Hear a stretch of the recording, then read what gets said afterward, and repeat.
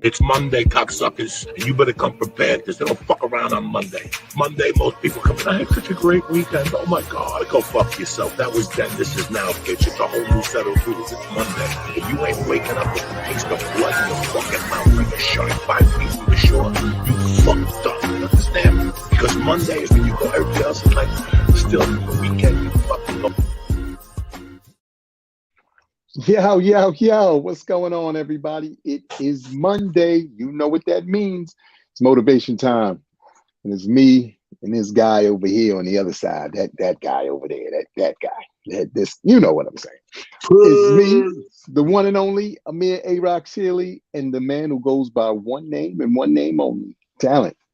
It's been a long time. We shouldn't have left you. But that's just us doing what we're doing and, making it do what it do.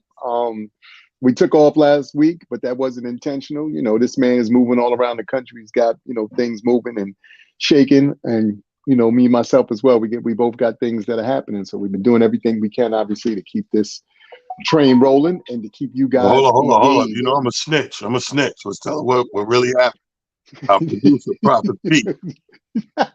I think Prophet P got tied up with two hookers on Hunts Point, and we didn't get the link to 604. So we were out, assumed it was not happening. But just to be clear, I'm a snitch. Prophet P solicits pussy any chance you get. Okay, I'm sorry. Go ahead. Yeah. So we did get the what you call it late. By that point, me and T were already off, doing other things. So we apologize for missing you guys last week, but we back this week as we always are, and we doing what we do best, which is bringing y'all some sunshine, especially for those of y'all who were on the East Coast the last 2 days, especially here in New York. Y'all know it rained 2 days and 2 nights. Like we was in Noah's Ark. We was like, all right, come on, son. We need some sun somewhere here. What is going on? This is for the birds. I thought we was in Seattle for a minute. I was like, this is terrible. You know what I realized, bro, with the rain that you bring that up? I realized I have this leak, right? And not inside the house, but inside the house, like the front room or whatever. And, it's been there like forever, but it never really bothers me because either I'm not here, or I'm not here, it don't rain long enough, whatever the case may be. But like you said, these 2 days were heavy. So I found myself for the first time doing like we were old school, grab a couple little buckets, little pots or whatever.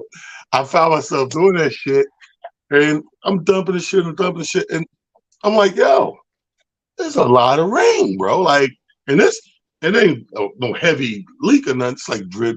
But over time, you'll be fucking surprised how this shit pans out. No pun intended.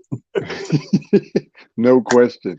So with that having been said, we got some sun today, so we're doing a little bit better here in NYC.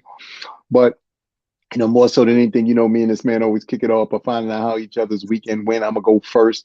Like I said, it was just a real dreary weekend here in NYC, so I didn't do nothing but stay home and just kind of play the crib or play close to it and whatnot and enjoy that. It was nice, just some time to be quiet, catch up on some stuff, throw out some stuff, go through things. We making that transition from the cooler weather to the warmer weather. So for anybody and for everybody, please do yourself a favor, get rid of some of that old stuff because it's probably harboring negative energy or bad energy based off of, when you might have brought it into your circumstances.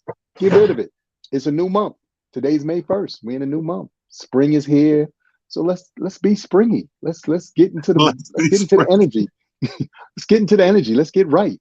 So, I just encourage everybody to, do what you can to, turn up your energy, feel great about the sun being out a little bit longer. Take those walks, get your, walks in the sun so you can get that vitamin D in your system. It's imperative. And more importantly, do your purging. It's time to purge again. So you do your purging, you get rid of old stuff that you're not necessarily using anymore. Put your new stuff into play. Let's get it. It's that time of year.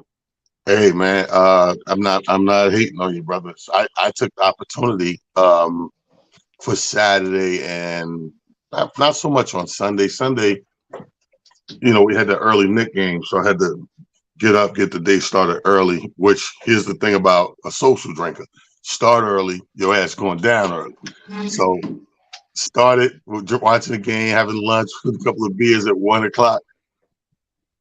Man, listen, they lucky it was a second game, so I forced myself to go, to the bar at that point. We leave the restaurant, go to catch the second game, which Golden State won. Thank God I had a loss and a win that day. And bro, I was asleep by 9 o'clock. Like, I was under the covers, grabbed the dogs early. Come on, y'all, lay down. We laid down early. And all the dogs were discombobulated because of the time frame. So they're going to the room, kept hitting on the door, like, open this motherfucker. It ain't my bedtime. They smart. They smart like that. He knew it was too early. But that was great. But Friday night, we had a show. I had to host a show. Shout out to my people at the City of Peekskill, New York, and the people over there at the theater out there. We did a show. There's an annual show this young brother does. Actually, former mayor of the town. They call him Noodles. His name is Andre Rainey. Andre Rainey did this thing called Inspire to Change the World. And it's a concert, benefit concert through the arts, to bring everybody together. And it was, you had a very mixed crowd out there, old, young, everything from 5 years old, maybe even younger, up to 75 years old. Everybody was in the theater, and it was a really nice situation. Nice. So I had to host that. Aldo had to open it up, so we went up there together again. The rain had started, you know what I mean? So it was Friday night, the rain had kicked in already. But we got that done. We got done, 11 something at night or whatever. It's an hour ride back home, and he dropped me off, caught up with the family for a minute just to throw a couple back, nightcap, and take it down. Because like I said, the rest of the week was going to be rain, so I had to get rain-proofed around this house and ready dogs and all that good shit. So a good joint. Nevertheless, we got a co-host, our third guest co-host. I'm gonna have time to time just because his energy's so dope. Sean Harvey, what up, player?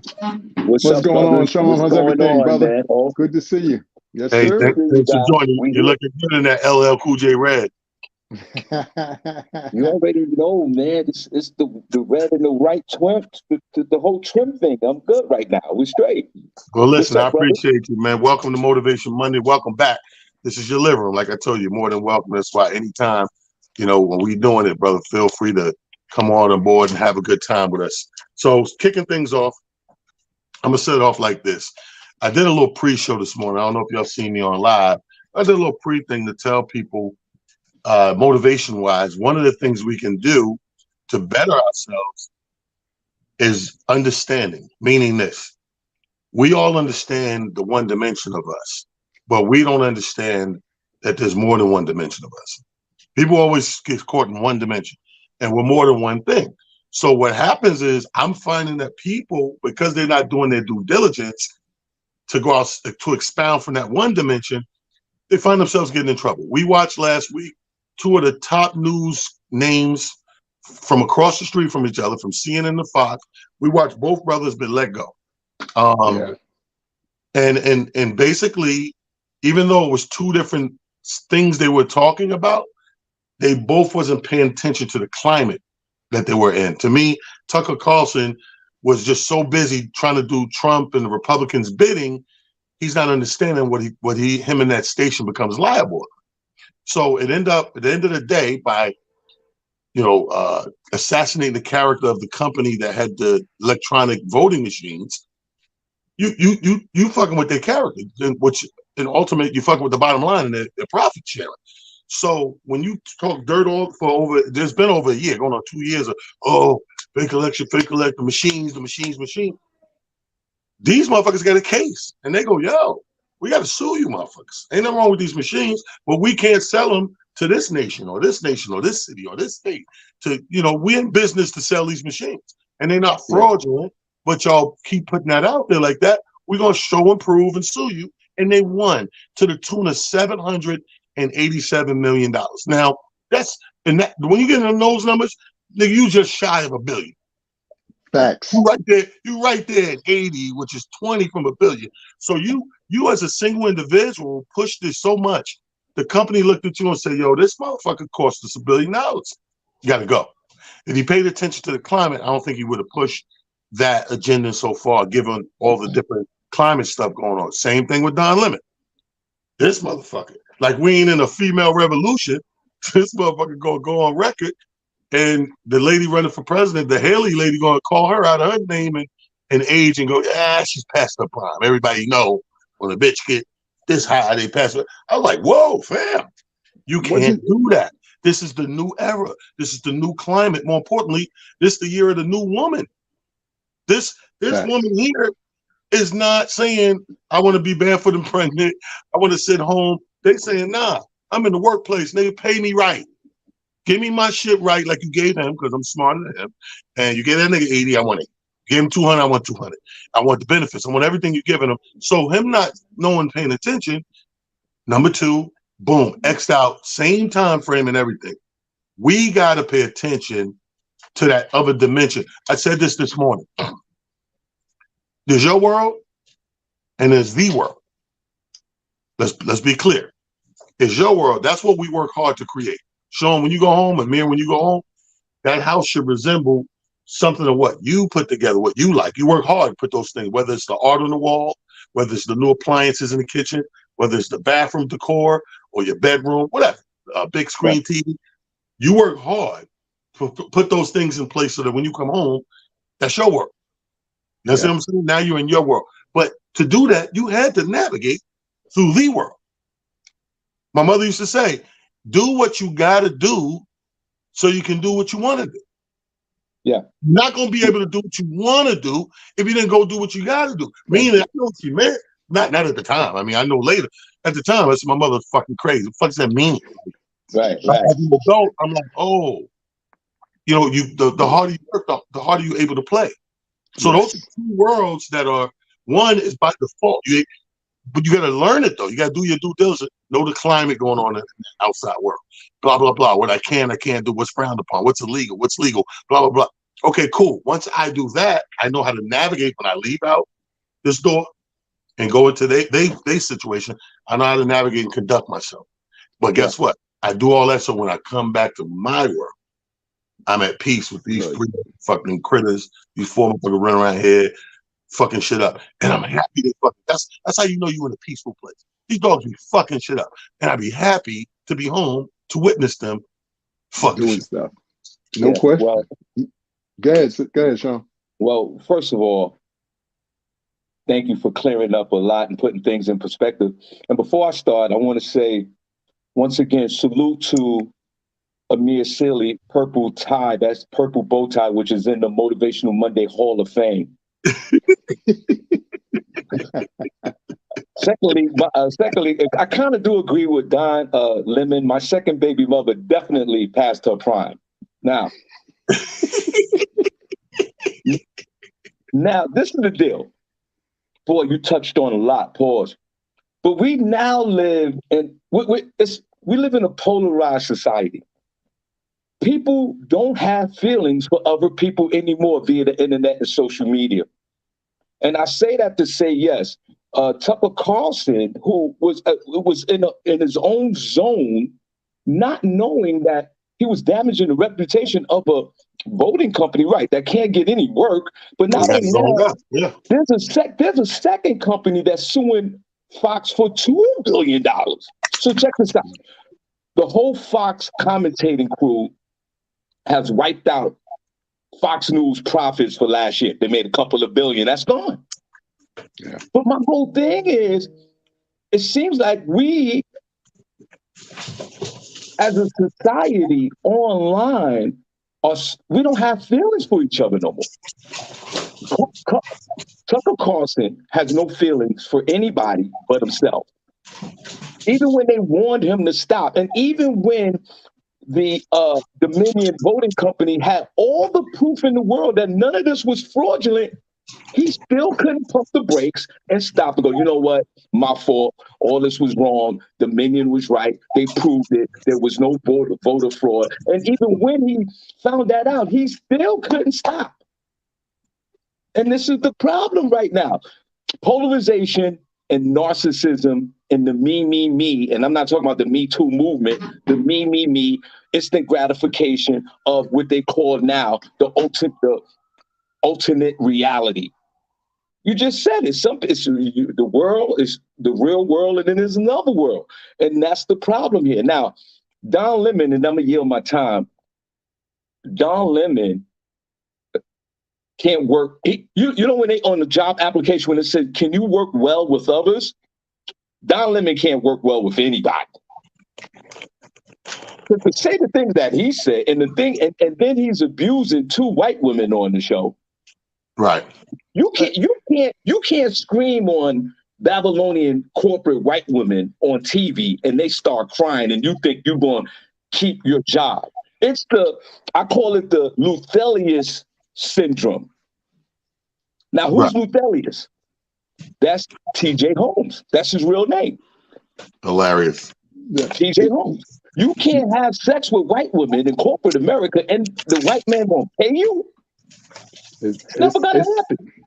So that's let me problem. say this. First of all, the lady would take offense to you calling her white because she claims that she's whatever percentage Native American or whatever. But here's my real point. My fault. The reason why I disagree with the prime thing is because the bitch is running for office. What is the prime in running for office? We got a nigga there 112 right now. Now.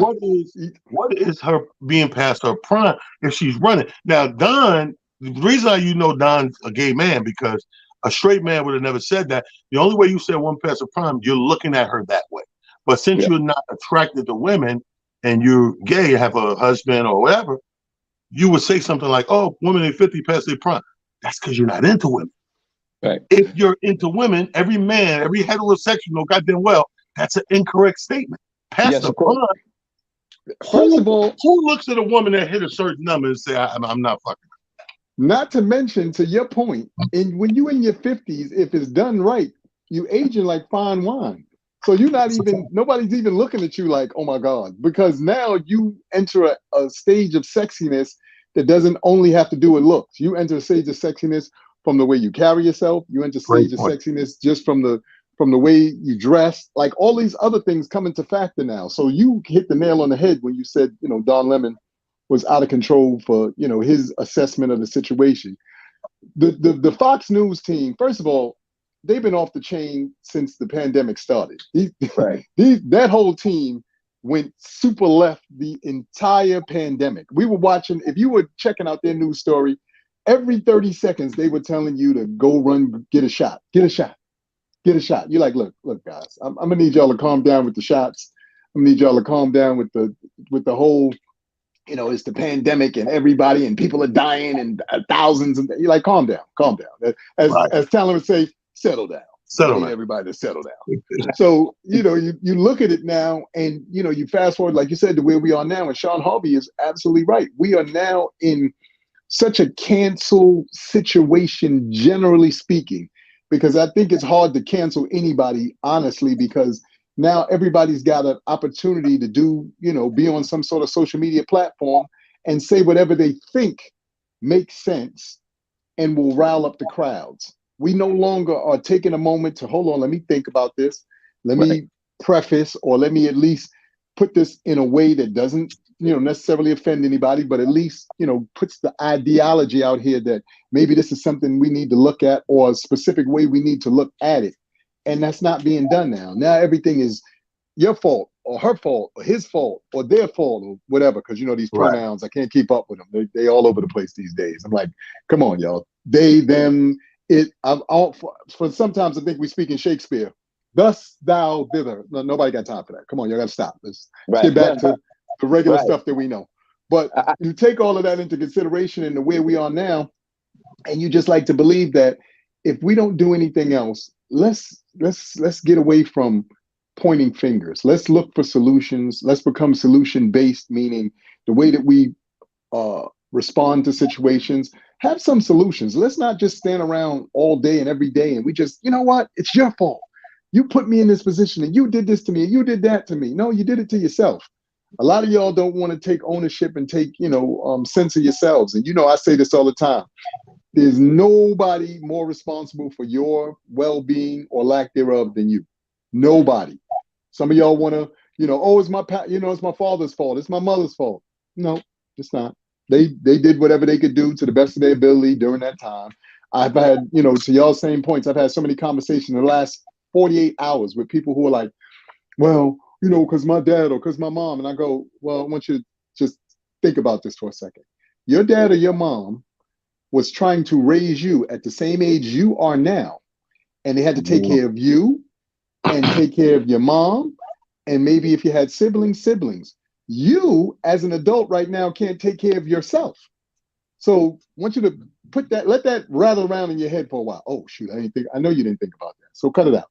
Stop blaming people. Take ownership. If you're gonna get your life together, get it together. This is the time to do it. You can't wait until, well, I got tomorrow. There's no tomorrow. There's only right now. And you know what, guys? I think it was like with the $700 million settlement. I think it was also a wake up call for the conspiracy theorists. You just can't go blurting information that's not true or factual, or at least get some of it right. That's why it's also, I put it in a sports analogy. It's truth versus lies. It's a 7-game series. Lies are up. Lies are up. 2 games to nothing. They're going back home to truth. Truth has been under attack, especially in the last 6 or 7 years. What are we at a point now where we just make up our own truths, knowing that the facts are right in front of our face? Is this where we're at now in our society? Well, our society got exposed, bro. Here's what happened. With social media and the internet being at an all-time high, all that happened was we got exposed to how unbright we are as a group. We're so unbright real talk. We're so unbright as a group that if someone comes and put in your inbox a video of someone supposedly speaking a fact, but it happens to be a topic that you're ignorant to and you're not privy to whether it's true or false, automatically the human brain, us in this country, believe it is fact. All the motherfucker got to do is present it the right way and have some pictures and some dates and some numbers and God forbid a fucking dashiki or a bow tie on or something and be like, yeah, 1847, and say it the right way. You walk away like, damn, I didn't know that shit. Right? You don't fucking know if that's even a fact. But you will close your app and go, God, I just learned some deep shit. That nigga could have made all that shit up. Right. We've been on stage, Sean, and make some shit up, but spill it like it's real and watch niggas' faces go, oh, no, I'm just fucking. Because we're comedian, we'll come in with the disclaimer. But to Amir's back with the pronouns and the gay movement and all that shit, the 2 funniest things I've seen in this fucking week already. 2 memes. One meme said, the bitch is driving, there's a video, she just driving all comfortable in the car, sun shining, and the sentence or paragraph says, my boss just called me and said, yo, fuck you been at? I ain't seen you around all week. And she said, oh, I was there. I just identified, as transparent. My pronouns are who and where. Yeah. First of all, that shit was funny as a motherfucker, man. So then I put that in my story. People laughing, enjoying it. And this dude is in a podcast interview. It's the guy, and it's like fucking 5 women in there, whatever. And the guy just said, read a question. Somebody asked him. He said, somebody just asked me if I was pressed and had a choice, would I fuck the most gorgeous transgender, or would I fuck the oldest bitch on earth? If I had to do one. He said, I'm fucking the oldest bitch, just for the simple fact that this way I'm not gay, because I'm not gay, right? Fucking the girls got offended. Oh, that's some fucking transphobic. He said, how? He said, if I fuck the tranny, I'm fucking technically a biologically born man, makes me gay to me. He said, I don't want to do that. So I'd rather fuck the old lady and stay in my heterosexual. Like the women walked out the fucking thing, bro. They was fucking offended, called them homophobic and all that. And he kept saying, I don't understand why you're thinking I'm transphobic, because here's my thing. You have a choice like I have a choice. Why does my choice gets bashed on if it goes against your choice? Yes. It's my choice. I don't have to fall in line with you and your choice. That's what us being individuals are in the first place. Like, individuality is a thing. It's a real thing. Right. What you shit don't make me eat. And what I eat don't make you shit. Right. Yeah, hey, listen, Listen, there's somebody out there right now, for an example, like just back to sports, like LeBron James just recently broke the scoring record from Kareem Abdul-Jabbar, right? Right. Facts. This is facts. But there's somebody out there that go, yo, did he really break the record, son? Those are the people that I'm talking about. I hate you. Yo, did he? But You LeBron always got gonna have those people. Look, okay, look at, we talk about being divided. Look, here's my thing. I've never looked at a Republican sideways until you got these what I call extreme IMI niggas. You assault my intelligence. Yeah. When you assault my intelligence, yeah, then I got something to say. Like, I don't care about your ideology and the laws you believe in. You pro-life. I'm for abortion. I don't care about all that shit. That goes back to what I just said about our opinions and thoughts and don't have to align with individuals. Now, where I got a problem is when you go that far. The Marjorie Taylor Greene bitch. She's going to come out after the school shootings and start pushing the agenda. Now, this to me is worse than the fucking voting machines. You keep putting for over a year, you pushing an agenda that these people that got shot didn't get shot. Like somehow all these families got together and are saying their kids are dead just to say they dead or whatever. Like shit like that, bro, is real. You really got to come with some fucking proof to push. Now you're going too far. Thank you. If these people lost their fucking families like that, man. Ain't nothing worse than your kid died before you. Everybody know that. It's not supposed to be. It happens sometime, and it's a fucking extra dagger to your fucking emotional heart and blood vein and vessels. So when people go that far, oh, that shit ain't happening. They fronting. Their kids ain't dead. Da da da. That fucking skeevies go up my skin, make my skin crawl. That's when I jump out there and say, see, now you're going too fucking far. Now you're going too far. I know you're a Republican, but I know this shit ain't part of the playbook. And you know, to your point, and to that point in particular, that's really again what we're up against now. There is this, I don't know, it's hard to, like you said, put in the words, this space that people are in now where they go, let me go as extreme as I can go. And again, there'd be no repercussions for the extremeness. You'd be like, wait a minute. Again, between the three of us, we come from an era where extreme will get you punched in the mouth. Right. Like on the spot. No, we're gonna walk away and talk about this later. You're getting punched in the mouth right now. We're gonna swear this away because like, what are you doing? What are you talking about? And I think that, you know, like you said, whether it's the Republicans, even sometimes Democratic stuff, like, you know, obviously we've been, you know, trying to you know, walk the thin line because everybody's like, well, like you said, you either one or the other. And I'm like, you're neither of them. I said, if you be clear and be fair about both sides have been absolutely horrible to the public at large. And if you think I'm lying, let's just throw out some information that people think is false information. Ronald Reagan and Reaganomics, till this day, is still screwing up our country. President Clinton, as much as we loved him playing the sax, this, that, the third, 90% of the people who are in jail or who are uncles, fathers, and all that stuff is because of laws that the Clintons passed back when that nigga was a governor. Go do your due diligence, look it up. See, the problem is nobody wants to uncover or pull the Band-Aid off and see how really bad the wound is. Everybody's like, no, you know, it wasn't that bad. No, it's bad. It's bad. And the rippling effect of it is really where we fall behind the eight ball, especially people of color, because other groups of people think in 5 to 10 year spans. We think in moment to moment. Yo, I'm just glad I got through the day. My nigga, there's going to be a tomorrow, and there's going to be a day after that and a day after that. So we got to do a better job of starting to think in bigger spaces, in bigger time continuums. So not only do you need a 5-year plan, you need a 10-year plan. Not only do you need a 10-year plan, you need a 15 and a 20 and so forth and so on.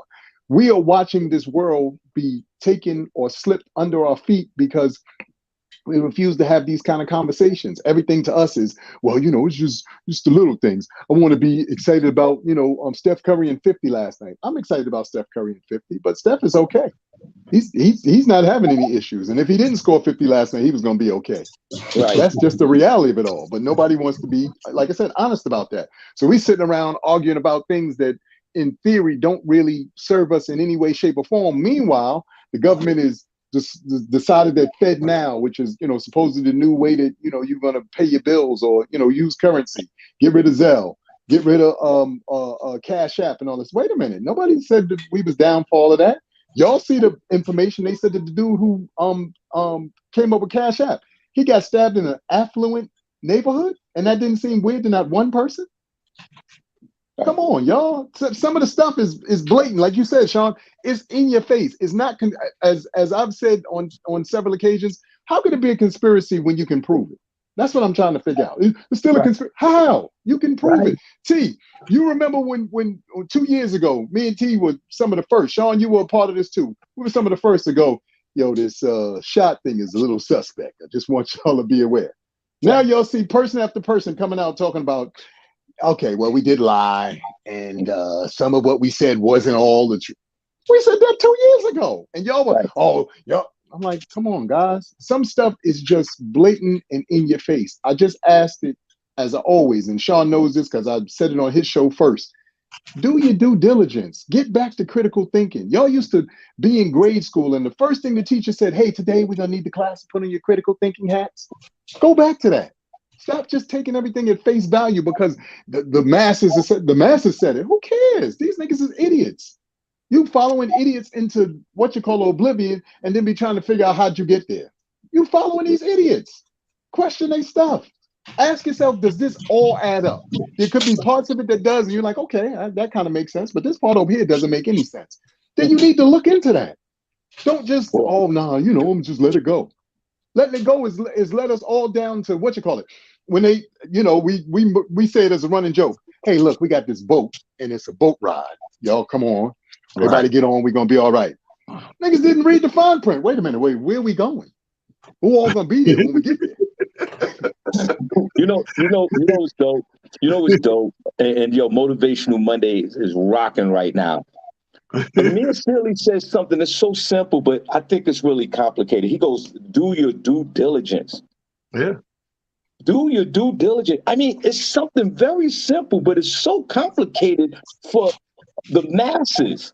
This is something that we need to do is take time out and do your research, do your due diligence, and you might come out at the end of the conversation learning something. And T, back to what you talk about Marjorie, the congresswoman. It's the same thing with the dude, the podcaster, what's his name? Joe Rogan? No. Alex Smith. No, Alex Jones. He was the one who said that Sandy Hook never happened. Yeah. That all these kids was all the fake deaths, and they found him liable and they sued him for millions of dollars. But here's my thing, Sean. He's a podcaster. These niggas can do what the fuck they want because it's up to you to, like he said, do your due diligence to figure out truth or false. But for one of our elected officials in this government to run and go spew and piggyback on it, that's why I got to draw the line because, bitch, you work for me. Right. In the essence, you work for me. That guy don't work for me. That guy's a freelancer. He can come on and talk about aliens every Tuesday if he wants. That's his prerogative. You as a person working for the people who are held accountable for what directs our dollars and taxpayers' money and things like that. That's a different criteria I got to hold you to. But anyway, I want to get off this because we done gave it too much energy. We gave it 33 minutes, half the damn show. Let's get on some positive things. Now, I'm going to kick it off first. What's motivating me right now, and Sean knows because we done spoke off air several times. Look at my shirt. This is a hybrid shirt of my Jets and my Knicks. It's a hybrid joint right here. Two logos combined together. You see that? My two teams right now made me to put an extra zest in my step. I'm back on some different shit. So now, sometimes you could be in a place where this one or two things make you super happy and motivated, right? But then when you're around something else, you go bland. You flatline or go bland or whatever. So for a while, all Knick fans and Jet fans know that was us. We've been bland for a minute. And then all of a sudden, Jets put together this fucking team last year, come out, And you start to breathe and say, wait a minute, what's going on over here? Synopsis at the end of the season, the defense was so fucking good on one side of the ball. We like, yo, all we got to do is add water. We got powdered milk. You understand me? And we have added the water. We have added fucking high-end water, to be honest with you. Some of the best water the league got to offer. So I'm flying in high on the Jets, but more importantly, right now in the thick of things, the playoffs is going on. The Knicks are in the second round. They beat the team from round one, only gave up one joint. Boom, finish these guys out. We're in the second round of the playoffs. Now, we started off with one of our top scorers, if not the best player on the team, with a sprained ankle, residual sprained ankle. You had to sit out the first game. So I'm still proud of my team because we lost by 7 in the end. And without your star player, and they had their star, and we didn't have our star, and it was still a tight game the whole damn game. So that gives a good sign if you're a New York fan. So I'm finding my sports, like to everybody else. I'm gonna go around and everybody gonna tell us what makes them happy and what's dope with them. But for me, it's the sports. And speaking of the sports, when we come on next Monday, I'll have a full review of the George Foreman movie, which I'm planning to go see in the next 48 hours. And give everybody a thing. I seen The Air, the Michael Jordan story of the decision of the sneaker Air. I recommend it for everybody. Very motivational. What I took from that is how a moment in your life, a moment in time in your life, each of us, our lives are stories, believe it or not. I know some people think themselves as insignificant. Oh, I'm just little old me. I'm regular. Nah, motherfucker. You a story or several stories. And that's the thing about Air. The excitement of what it went and what it took for it to happen and transpired the way it did, because it wasn't supposed to, was amazing. So go see Air, and when we come back next month, I'll have the thing on George Foreman as well. But what's motivating you right now, Amir? What are you pointing at? What are you gravitating towards right now? 2023, we're coming up on halfway in this joint. It's tourist season. That's motivating me too. Well, what is motivating brother Amir? You know what's so funny? Like today, it's funny because when you sent me the link, I was like, wow, okay, we hadn't done Motivational Monday in, like I said, 2 weeks. And I just started thinking back over last month and into this month. And what's been motivating me is seeing the shift in people in general, who the light is going on, and they're starting to realize that no matter what they've been doing with their lives, there is, like you said, another level or a new space to go into. Right. And to see people moving to those spaces, whatever it looks like for them, is, absolutely incredible to me. Because what I think is now I see people starting to say that, okay, I got a 9 to 5 or whatever it is, but they're starting to discover their talents and utilize their talents in ways that are motivating to others, because it allows them to, just be like, okay, to your point, my story, I can tell my story now. And I think that, platforms such as this, Sean Harvey's morning show, there's a few other people, who I follow. I think all of those spaces now are giving people that kind of, oh my God, I do have a story to tell, because when I get on here and I, say whatever I've said about, what has happened in my life, people seem to gravitate to it, or at least they, find some commonality in it. And because of that, I'm like, I feel a little bit better about myself. I feel a little bit stronger. I feel a little bit, my posture is getting a little better. And I think that has been the most gratifying and wonderful thing that I've seen in the last few months, is watching people awaken to their own greatness and then starting to, share it, regardless of what it is. If you're a baker, you're out here making the greatest, cookies and cakes in the world. If you're a singer, you're finding time to maybe get on and do a TikTok where you actually sing and show people, showcase people how well you sing and things of that magnitude. And I believe that what we're going to see in the next, 6 months to a year is all of these wonderful people who have been friends of ours and have been, people who we've just, shared different things with, but now we'll see them starting to step into the light and be seen and be heard and help turn that light on in others. So I think that that's the dopest thing to me that's going on right now. And I'm really inspired by that personally. You know what I mean? Yo. Sean Harvey, your turn, baby. What's motivating the emperor of morning shows, Sean Harvey? What you gravitating to? You know what? Right now, Amir still is motivating me. I tell you that much. But good to know. But you know what? You're right. Just before I get into that, I just want to say this. Back to the New York Jet scenario and back to the football real quick. Now, for me, I'm really a New York Jet fan. No disrespect to the New York Giants and all the others. I mean, I do rock New York. If the Giants are playing and they the world, if the Giants win the Super Bowl and they was playing the Chargers, obviously I'm going for the Giants. But I'm a Jet fan, straight up, straight green. I'm a Knick fan, straight blue and orange. I'm a Yankee fan. And even last year, last football season, the games were exciting. Sundays became exciting to be a Jet fan last year.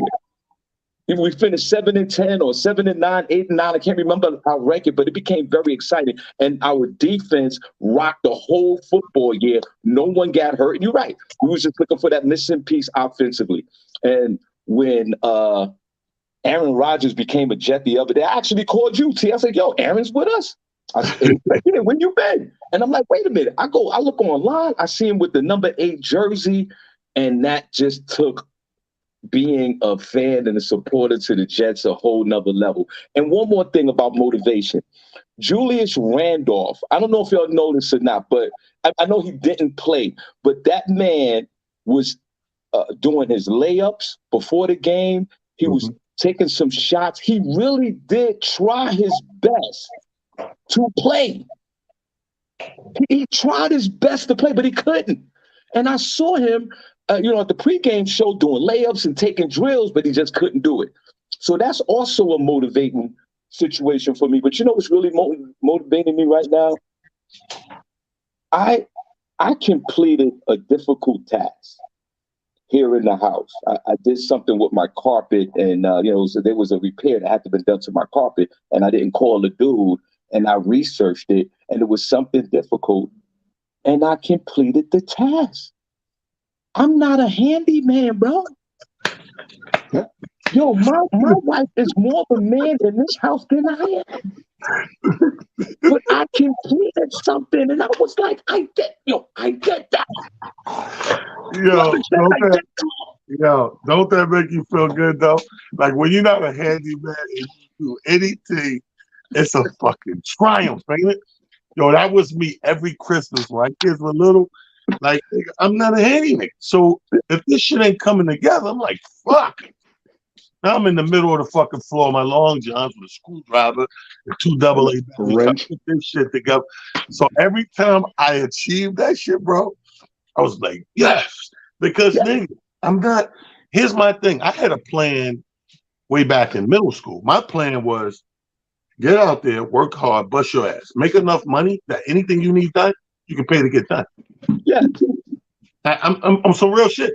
And people may think you got people that, you lazy, you selfish, this, that, you this, that. You'll call me whatever the fuck you want, but I'm more prone to keep the economy going with paying for everything than the motherfucker that ain't. Right. No, sometimes listen, true story. I got rid of my vehicles about 4 or 5 years ago. Right. I did the math, it didn't make sense. You know what I mean? Nigga, Uber and Lyft's at all-time high. It's very convenient. Boom, boom, boom, the flip of the phone. You know what? I'm going to do that because it's better, right? So I'm doing that shit. So you know what I find myself, that to me, that's so small but a big deal? I'll get off somewhere, like a train station or somewhere, an airport, and every now and then, if I got a little cash in my pocket, I take a cab. I'm keeping the fucking balance of the economy open. Now, I done did 10 Ubers in the last 2 days. I'm going, you know what? Let me get a real cab today. Right. Put some money in the cab nigga pocket. But that was my plan. It's not by accident. My plan was make sure you get well off, put yourself in position so that all those things that you didn't take auto mechanic in high school. You got cars, they're breaking down, you got hoopties. You wish you knew what you were looking at when you popped the hood. Okay, I'm gonna have money to get that shit fixed. All right. Yeah, right. Take this. Okay, there's enough money for the landscaper to get that shit fixed. Okay, you didn't take that. This nigga does sheetrocking. This how much this shit gonna cost. So at least I had that plan in mind. And everything. And like people, again, we're own individuals. Like I'm working on my documentary right now. Right. And I'm gonna be calling on both of you guys for appearances on there to speak your mind on certain things as well. And in this documentary, it's funny because the director, when we sat down first, chatted it up, the first thing he was like, "Oh, I'm such a big fan, and I want to tell the documentary and the story because I look at you, I'm like, YT ain't Kevin Hart or YT ain't Chris Rock." And I said, "Well, first of all, before you sign off to do this shit, you're gonna probably hate the answer. Right. When we're filming this shit, you're gonna get the answer. Probably ain't gonna be an answer you like because people don't understand. People look at us from the outside and they come up with their own pictures of what they think they want to see you doing or hopes or their idea of making it or whatever it is. But you got to understand, each individual got their own thing. Like I watched the thing of Steve Harvey the other day, and the funniest thing that stood out is in his mind, he had already separated when he started getting his foot in on things, the movies from TV. Right. He already made up in his mind, like, I'm built for TV. I want to do TV.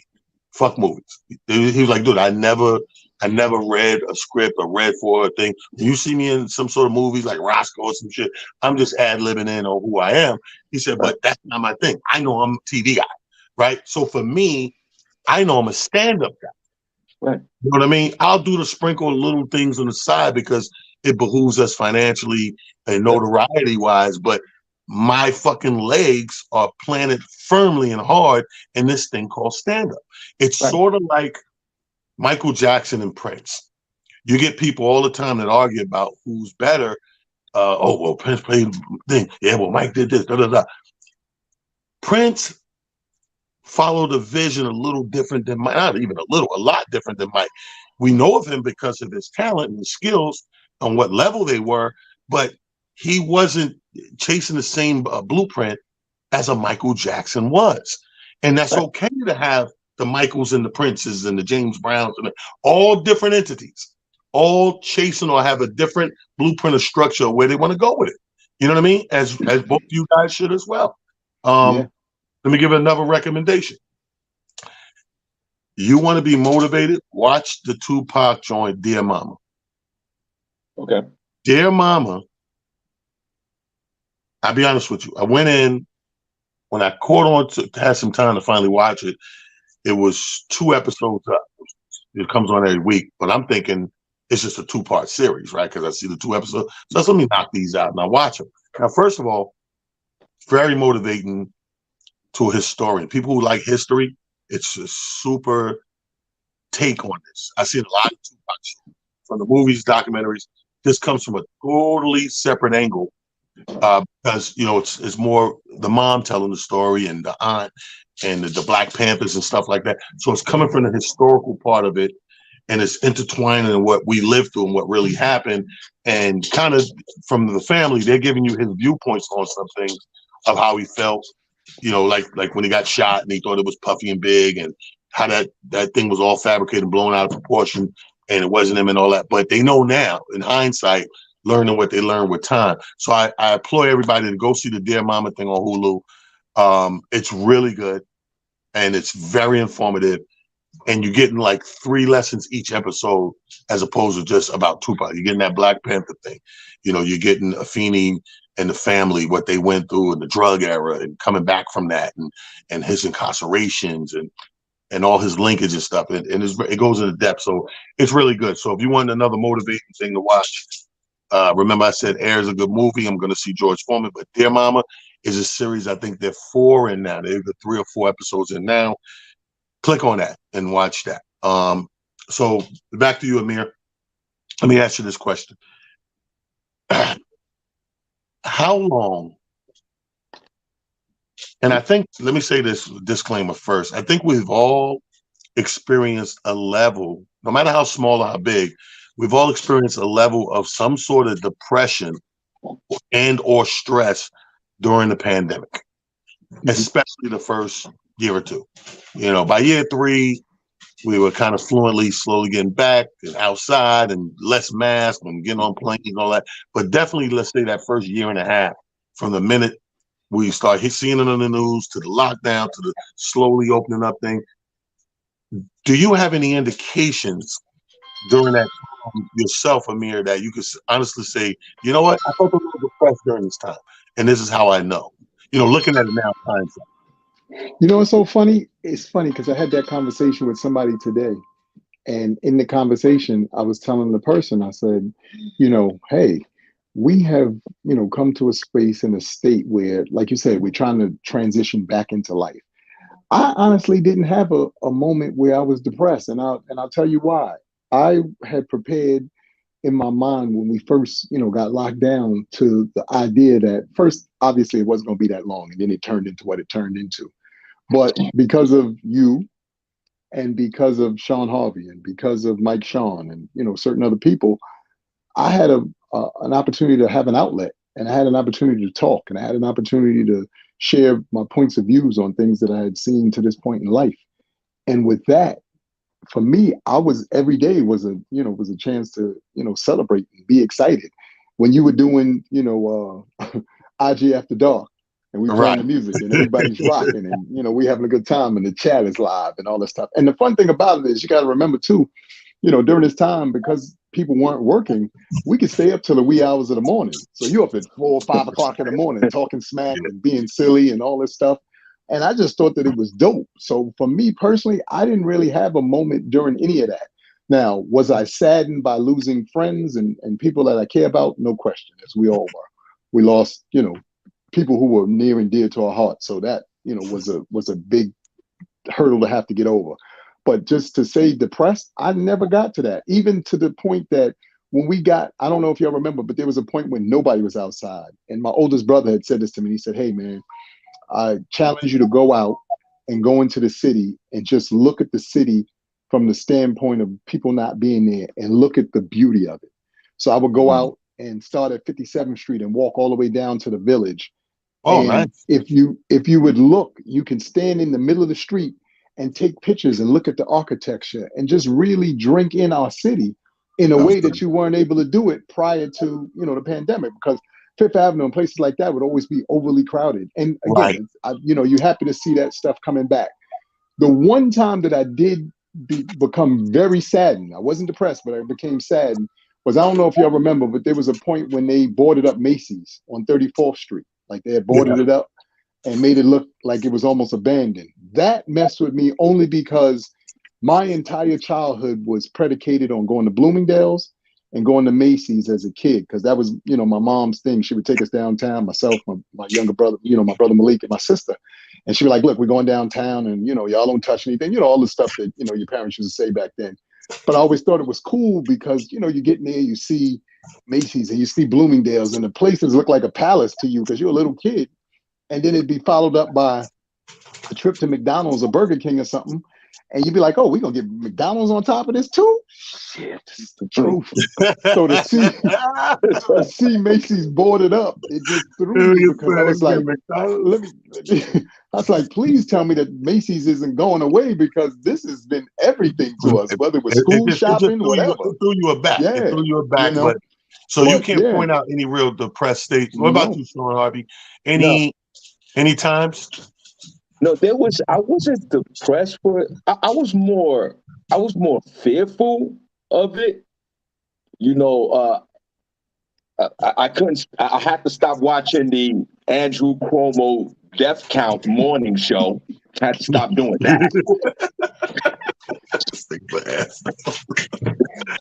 The CNN death numbers, that was freaking me out. But it goes back to what you were saying, Amir. That's where the internet was good. That's what social media was good for me. All the shows that were on, and we were all connecting, and we were all chatting with each other because we couldn't go nowhere. I think that was the saving grace for me. Right. I was fearful of my moms and my aunties and all of them and everybody that, was affected with COVID. And so there was some folks that we all know that had passed away, and I was saddened for that and for their passing. But I wouldn't allow myself to get into any kind of weird space of, feeling sad or depressed, because I felt like I didn't want to go there because that wasn't going to be beneficial to my loved ones. So I just did the reverse. I jumped right into whatever was going on then, as far as communicating with people, staying in touch, obviously trying to stay healthy. We were doing comedy shows on Zoom. I must have bombed about 15 times doing those shows. I never want that to ever come back again. But just being around folks and checking on folks and that positive vibe on social media and on the internet, that kept me going. And, my family being okay. So, yeah, as far as falling in any kind of depression or sadness, I didn't. I was sad, and I felt empathy and remorse, and for people passing. But no, I wouldn't allow myself to go there because I just had so many people in my life that we all could just watch and take care of and talk and chop it up. And you know what? Amir Silly made a good point too. Yeah, everybody's schedules changed. Everybody's up late. Yeah, Team U was playing music and. The key word, you just said it. People. Like, I would have been. I'm gonna tell you what would have happened to me, and it's funny. I only bring it up because I had an epiphany about maybe an hour and a half before we had to go on live, and I realized. I got these two big ass pictures in my living room of my mother, right? Right. And I never really thought the grieving, but I know I'm not normal too, so it don't bother me. But I know the grieving wasn't normal for me. Meaning, a lot of people think that they take a certain amount of time, they grieve, and they feel better. That never worked for me. As far as Marduk goes, it's just to this day, it's been about 6-7 years, goddamn it. And to this day, it's just these moments where that shit take over your soul and you're overwhelmed and you find yourself in this real fucking crying, emotional state or out of nowhere, random as fuck. Sometimes it's a TV show, a movie, sometimes it's watching interactions of other family people in the streets or whatever. So it could come anyway. People is the key that kept us, and I know it saved me because all these outlets involve people. Like, we can have all these same outlets, but if we know that there's nobody on the other side, people, it's not going to do the same for you. It did the same because we knew we had people on the other side. So when we got on here and Mirrors ain't lie, we had about 6-7 different variety of shows and kept you engaged from every angle from Sunday. And that was part of it. And then the other part of it was, my boys and, hey man, you know what? Fuck it. The weather's nice, man. It's warming up. We're coming by, man. Ain't shit open. We're gonna drink in the yard. We called it driveway drinking eventually. And that right there turned into something else. And it was almost, bro, like, fuck what's going on in the world for a minute. Like, we got each other. You know what I mean? We got each other. We break bread.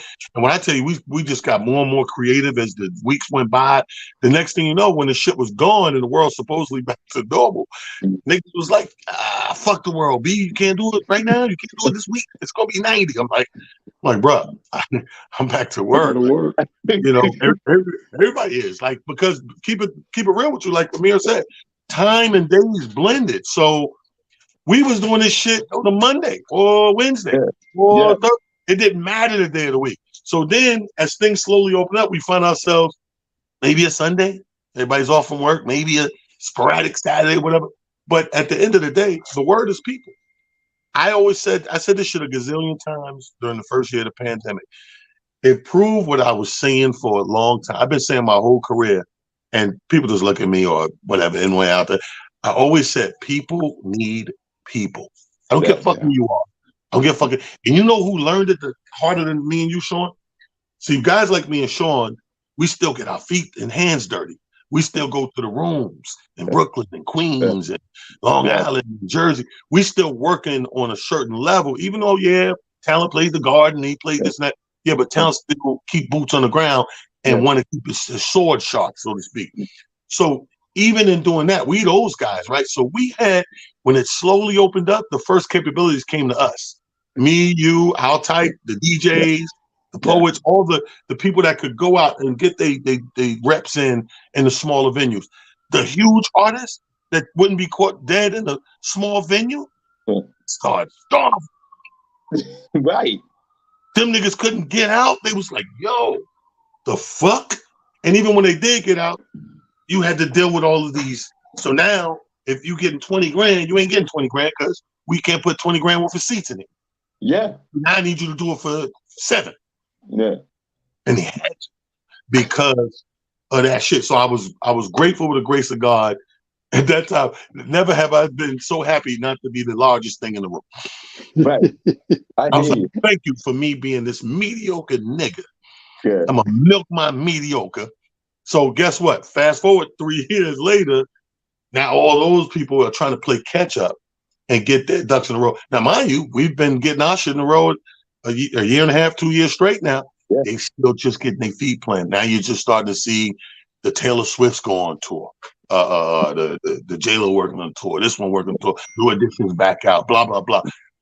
But those were the people, bro, that start. Speaking of New Edition, I put the crying baby in my story the other day. The crying little African kid that cried for 3 seconds and started. So yeah.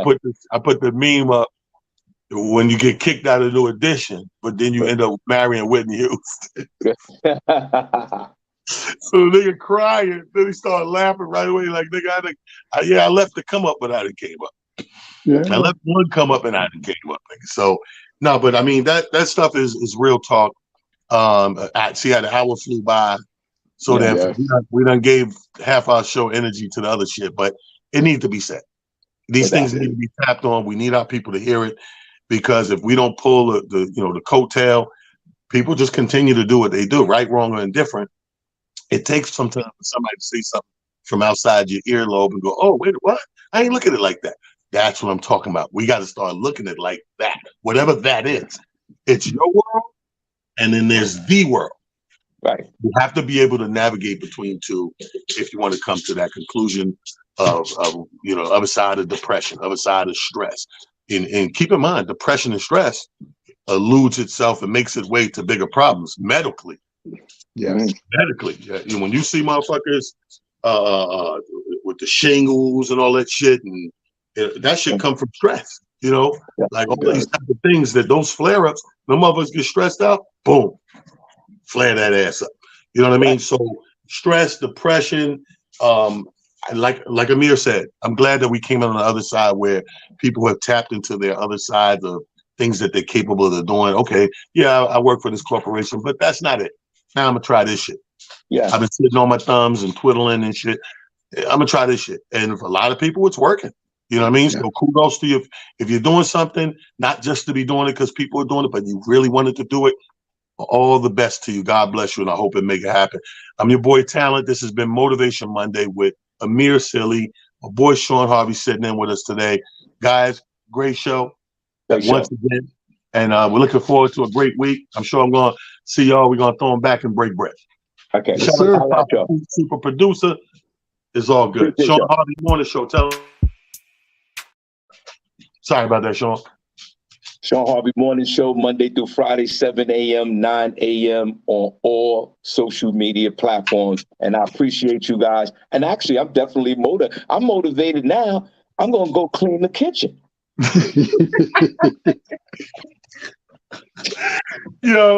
A-Rock Silly is my man Amir. Follow him. Follow Talented Comedian. Peace to y'all. We love you, and nothing you can do about it. Let's go. Yeah. It's Monday, cocksuckers, and you better come prepared because they don't fuck around on Monday. Monday, most people come in, I had such a great weekend. Oh my God, go fuck yourself. That was then, this is now, bitch. It's a whole new set of rules. It's Monday. And you ain't waking up with a taste of blood in your fucking mouth like a shark 5 feet from the shore. You